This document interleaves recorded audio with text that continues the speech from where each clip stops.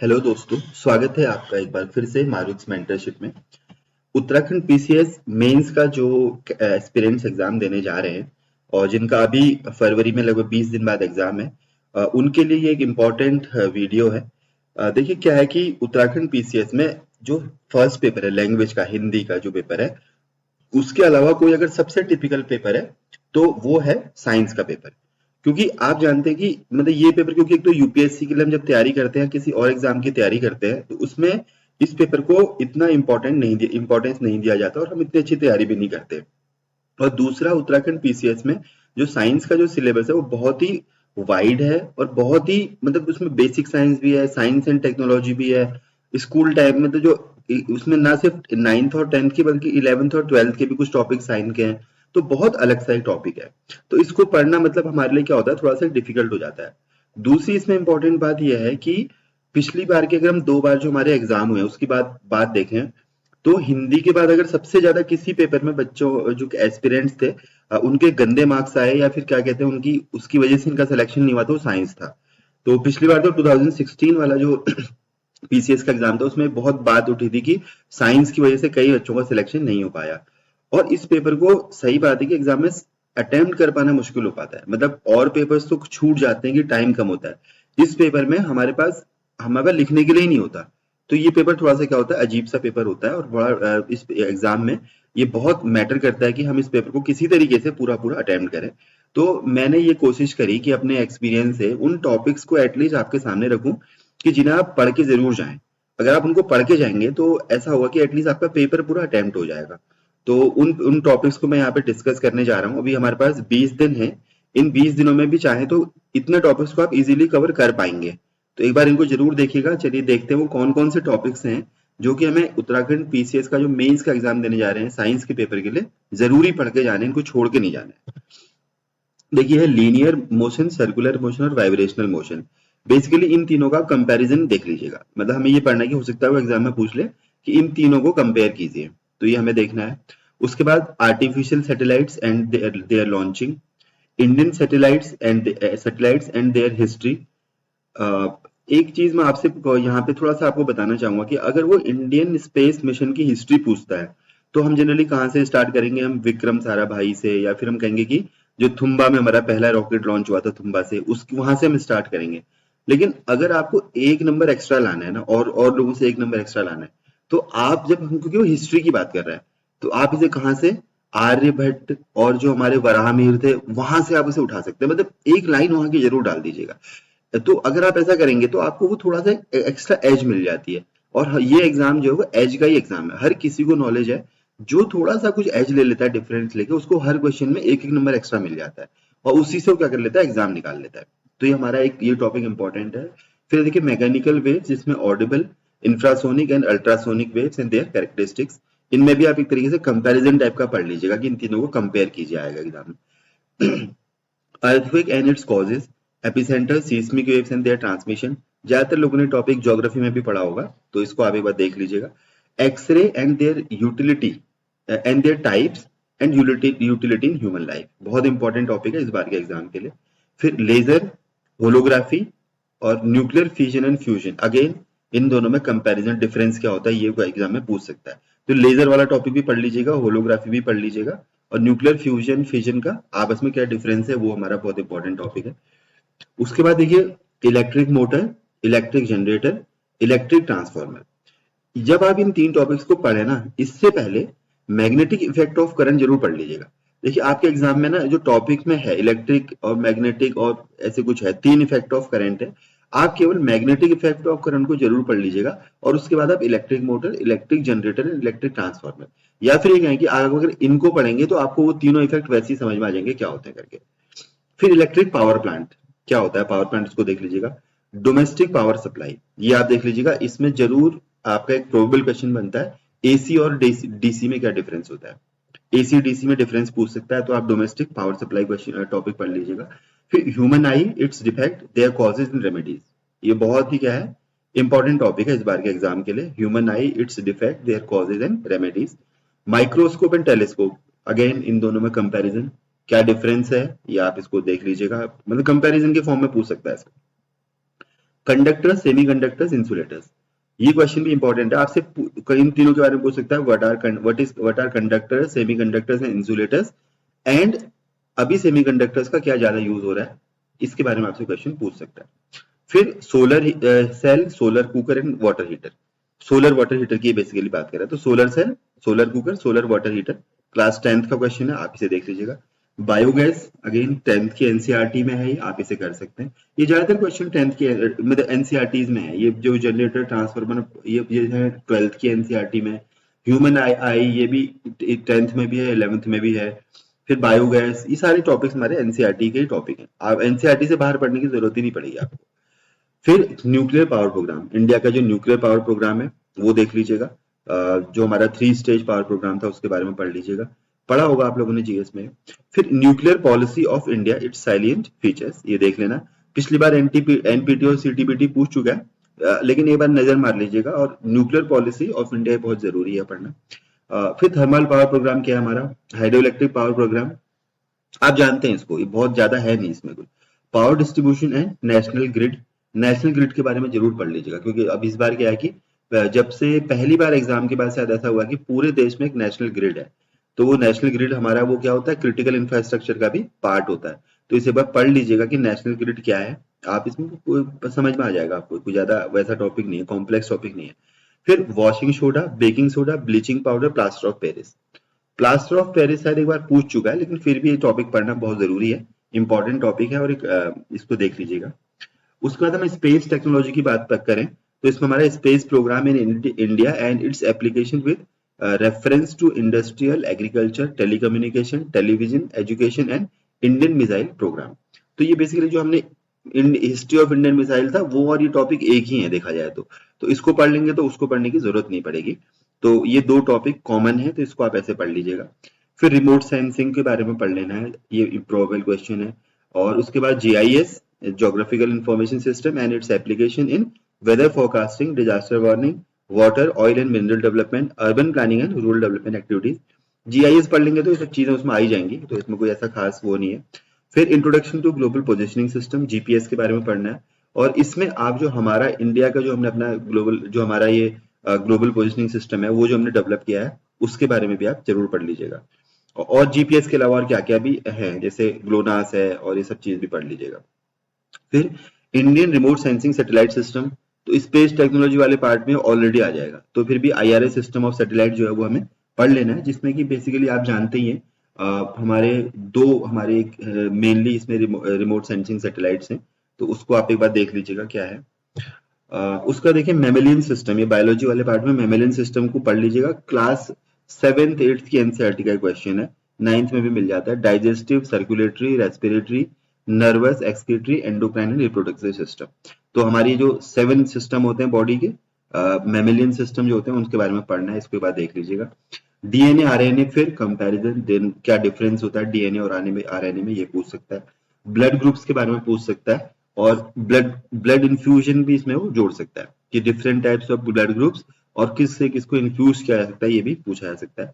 फिर apiculture, sericulture, vermiculture, piggery, poultry, dairy पढ़ चुके हैं आप, इसको खास पढ़ने की जरूरत नहीं है, बस एक बार बेसिक देख लीजिएगा, इसमें कुछ पॉलिसीज प्रोग्राम्स होंगी तो वो कर लीजिएगा। Plant cells versus animal cell, देखिए दो अलग अलग टॉपिक दे रखे थे उसमें एग्जाम में, अगर आप सिलेबस में देखेंगे तो, लेकिन एग्जाम के पॉइंट ऑफ व्यू से आप क्या करेंगे कि प्लांट सेल और एनिमल सेल में क्या डिफरेंस होते हैं और क्या सिमिलरिटीज होती हैं, इसको एक बार आप जरूर पढ़ लीजिएगा। टेबुलर फॉर्म में एग्जाम में बना के आना पड़ सकता है, ये क्वेश्चन आ सकता है एग्जाम में। फिर देखिए basic concept of ecosystem, food web and food chain पढ़ा होगा मुझे लगता है, जिन लोगों ने एनवायरमेंट पढ़ा है, पर्यावरण पढ़ा है, तो सबने ज्योग्राफी में भी टॉपिक पढ़ते हैं, तो ये क्वेश्चन आप पढ़ चुके होंगे, लेकिन मैंने आपको फिर भी एक बार बताना था कि इस टॉपिक को आप जरूर पढ़ लीजिएगा। बायोटेक्नोलॉजी तो हम लोग सब लोगों ने आपने तैयार करी होगी, क्योंकि यूपीएससी के लिए भी तैयार करते हैं, लेकिन फिर भी मैं आपको एक बार दोबारा बता रहा हूँ। बायोटेक्नोलॉजी में आपको introduction of biotechnology, its potential to improve human life and national economy through agriculture, जिसमें bio fertilisers, bio pesticides, biofuels, genetically modified crops, जैसे हम बीटी कॉटन और बीटी ब्रिंजल इन सब की बात करते हैं, वो हो गया। फिर industrial development and employment generation, ये हमें पढ़ना है इस टॉपिक को। एरियाज ऑफ एप्लीकेशन किसके, बायोटेक्नोलॉजी के। फार्मास्यूटिकल्स में क्या है, अभी ये आपको ना एक बार इस बार वैक्सीन वाला पार्ट जरूर पढ़ लीजिएगा, क्योंकि कोविड की वजह से इंडिया ने कई सारी वैक्सीन को डेवलप करी हैं, और अभी हाल ही में अभी बायोटेक्नोलॉजी डिपार्टमेंट ने तो बहुत अच्छी अच्छी वैक्सीन, कोवोवैक्स और ऐसे ऐसे करके कुछ आई थी, आपने अगर देखी होंगी। तो उन वैक्सीन के बारे में जो खासतौर से बायोटेक्नोलॉजी से डेवलप हुई हैं, तो वो हो सकता है इस बार वैक्सीन पे क्वेश्चन पूछ ले। और अगर नहीं भी पूछेगा तो ये बायोटेक्नोलॉजी के एप्लीकेशन में आपको फार्मास्यूटिकल्स वाले पार्ट में वो डालना पड़ेगा। फिर human health care, food technology, energy generation, इसमें आप एक बार बायोटेक्नोलॉजी की क्या एप्लीकेशंस होती हैं देखना होगा। फिर efforts of government in promoting biotechnology in the country, तो पूरा एक डिपार्टमेंट ही है इसके लिए, तो उसके बारे में आप डाल दीजिएगा। फिर ethical, social, legal and IPR, intellectual property rights issues related to biotechnology development. Ethical issues हमने पढ़े ही हैं, सोशल पढ़े ही हैं, लीगल और आईपीआर लगभग क्या है, सेम ही इश्यूज है, उन दोनों में कोई खास डिफरेंस नहीं है। और एथिकल और सोशल तो जनरल इश्यूज हैं, आपको पता ही है। फिर genetic engineering and stem cell research, इसके बारे में पढ़ लीजिएगा, ये पूछ सकता है। In vitro fertilization and genetically modified organisms, तो ये हमें देख लेना है, इन विट्रो फर्टिलाइजर्स, और ये यहाँ पे अलग से डालना चाहिए था इसे, चलिए ये टॉपिक आप पढ़ लीजिएगा। फिर biotechnology in environment clean up process, पूछ चुका है यूपीएससी कई बार, स्टेट में अभी तक नहीं पूछा है तो इसको पूछा जा सकता है। Production of hybrid seeds and their processing techniques, तो ये देख लीजिएगा। BT cotton, BT brinjal et cetera. Tissue culture and molecular marker, tissue culture पे इस बार क्वेश्चन पूछ सकता है, और मॉलिक्यूलर मार्कर, तो एक बार इन टॉपिक्स को जरूर देख लीजिएगा, बहुत इंपॉर्टेंट टॉपिक है इस बार के। फिर देखिए जो हमारा आईटी वाला जो पार्ट है उसमें डिजिटल कंप्यूटर्स, उसके बारे में एक बार पढ़ लीजिएगा क्या होते हैं, सबको आपको पता है कि क्या होते हैं, हमने देखे हैं, हम डेली उन्हें यूज करते हैं। और अगर एग्जाम में लिखने को आ जाए तो आप लिख आएंगे, बस कॉन्फिडेंस रखिएगा कि आप जानते हैं कि डिजिटल कंप्यूटर मतलब कंप्यूटर की बात कर रहा है वो, उसके बारे में input device, output device, memory, RAM, ROM, ये सब चीजें क्या होती हैं, ये सब चीजें इसमें हमें डालनी है। फिर डेटाबेस मैनेजमेंट सिस्टम, डीबीएमएस के बारे में एक बार पढ़ लीजिएगा, हो सकता है स्टैंड अलोन क्वेश्चन डीबीएमएस पे पूछ ले वो आपसे, तो इसको हमें तैयार करना होगा। Type of software and it's value, तो अलग अलग सॉफ्टवेयर के टाइप के बारे में पढ़ लीजिएगा। Basic element of communication system, इसका एक ना बड़ा फेमस डायग्राम आता है, 12th की एनसीईआरटी में वो डायग्राम दे रखा है, उस डायग्राम को आप याद कर लेंगे तो आपको इस टॉपिक में कुछ पढ़ना नहीं है फिर। तो वो जो कम्युनिकेशन सिस्टम का जो रिसीवर और वो जो पार्ट है ना, वो वाला अगर आप पढ़ लेंगे तो एक डायग्राम को याद कर लेंगे और उसी को आपको एक्सप्लेन कराना है एग्जाम में। बेसिक्स ऑफ साइबर सिक्योरिटी, अभी साइबर सिक्योरिटी करंट अफेयर्स में भी बहुत चल रहा है तो इसको देख लीजिएगा। बायोमेट्रिक डिवाइसेस, और खासतौर से सिक्योरिटी के पॉइंट ऑफ व्यू से बायोमेट्रिक डिवाइसेस क्यों इंपॉर्टेंट है, इस टॉपिक को भी हमें पढ़ लेना है। और आईटी एक्ट और उसमें रिसेंटली जो अमेंडमेंट हुए, वो हो सकता है ये क्या करें, इन दोनों क्वेश्चंस को ना लिंक कर देगा, साइबर सिक्योरिटी और आईटी एक्ट को लिंक कर देगा। ये ऐसे हो सकता है कि सोशल मीडिया और आईटी एक्ट, ये एक बार जब हम सोशल मीडिया के बारे में जरूर पढ़ लीजिएगा। और अभी रिसेंटली आईटी एक्ट में क्या अमेंडमेंट किए हैं, खासतौर से जो हमारे सर्च इंजन हैं या फिर जो हमारी पॉपुलर सोशल मीडिया साइट्स है, जैसे यूट्यूब है, इंस्टा है, इन सबको क्या रेगुलेट करने के लिए गवर्नमेंट ने नई गाइडलाइंस लाई हैं, उन्हें एक बार जरूर पढ़ लीजिएगा। और साइबर सिक्योरिटी का टॉपिक भी इससे लिंक्ड है। अब हम आते हैं इसका लास्ट वाला लगभग जो हमारा क्या है, एनवायरमेंट और डिजास्टर मैनेजमेंट वाला जो टॉपिक है, उसमें देखिए वाटरशेड मैनेजमेंट। पिछली बार वाटरशेड पे ना एक शॉर्ट आंसर पूछा, आपने देखा था, मैंने आपको दिखाया था। हालांकि वो ज्योग्राफी में पूछा था वाटरशेड मैनेजमेंट में। तो वाटरशेड क्या होता है, वाटरशेड मैनेजमेंट के लिए जो हमारे हम देखते हैं ना, उसको हम 3 पार्ट्स में डिवाइड करते हैं। तो वो देख लीजिएगा कि क्या होता है, अलग अलग पार्ट्स में कैसे कैसे अपर, मिडिल और लोअर पार्ट में एक वाटरशेड के किस तरीके से उसको हम मैनेज करते हैं, उसको आप जरूर एक बार पढ़ लीजिएगा। फिर global environmental issues like greenhouse effect, greenhouse gases and their mitigation, climate change, acid rain, global warming, ozone depletion, biodiversity and its conservation, hotspot and threats to biodiversity, Environment Protection Act of 1986, Forest Conservation Act, ये चीज topics हमें पढ़ लेने हैं। तो उसके बाद देखिए ये है Kyoto protocol, carbon credits and carbon footprint, United Nations environmental conservation programme UNEP, national park, sanctuaries, biospheric reserve, botanical gardens. एक बार क्या करना है, मैं ना ये जरूर इस बार पढ़ के जाइएगा कि national park, sanctuaries, biospheric reserve, botanical garden, इन सब में क्या क्या डिफरेंस है, ये क्या होते हैं, इनके बारे में पूछ सकता है, तो इसको आप इस बार पढ़ लीजिएगा अच्छे से। और बाकी ये वाले जो ऊपर वाले जो टॉपिक थे, ये सब पेरिस वाला जो हमारा अकॉर्ड हुआ था ना, पेरिस अकॉर्ड, उसके बारे में भी पढ़ लीजिएगा एक बार, हो सकता है वो COP27 उसके बारे में भी एग्जाम में पूछ ले, इंडिया के उसमें क्या कमिटमेंट है और हमने उसमें क्या क्या डिमांड्स रेज करी है, उन इश्यूज को एग्जाम में पूछ सकता है। तो क्योंकि यूएनईपी है तो जरूर एक प्रॉबल टॉपिक इस बार बनता है, उससे आप पढ़ लीजिएगा। हालांकि मुझे पता है कि ज्यादातर बच्चे आपके एस्पिरेंट से पढ़ चुके होंगे, लेकिन फिर भी इंपॉर्टेंट है इसलिए मैंने आपको बताया। और ये इनके डिफरेंस नेशनल पार्क के, sanctuaries, biosphere reserve, botanical gardens का। उसके बाद डिजास्टर मैनेजमेंट में बहुत कुछ है, जैसे एनडीएमए है, एनडीआरएफ है, एसडीआरएफ है, हमारा 2005 का जो डिजास्टर मैनेजमेंट एक्ट है। उसके बाद हमारी अप्रोच, बेसिक जो हमारी अप्रोच होती है डिजास्टर मैनेजमेंट की, जिसमें कि आपने पढ़ा होगा प्रिपेयर्डनेस, मिटिगेशन, अडेप्टेशन, ये तीन चीजें मेनली आपने पढ़ी होंगी, प्रिपेयर्डनेस, मिटिगेशन एंड अडेप्टेशन, ये हो गया। उसके अलावा फिर क्या होता है रिहेबिलिटेशन, क्या होता है रीसेटलमेंट, पोस्ट डिजास्टर मैनेजमेंट, ये सब अप्रोच हमारी 2005 का जो एक्ट है उसमें हमें दी गई है।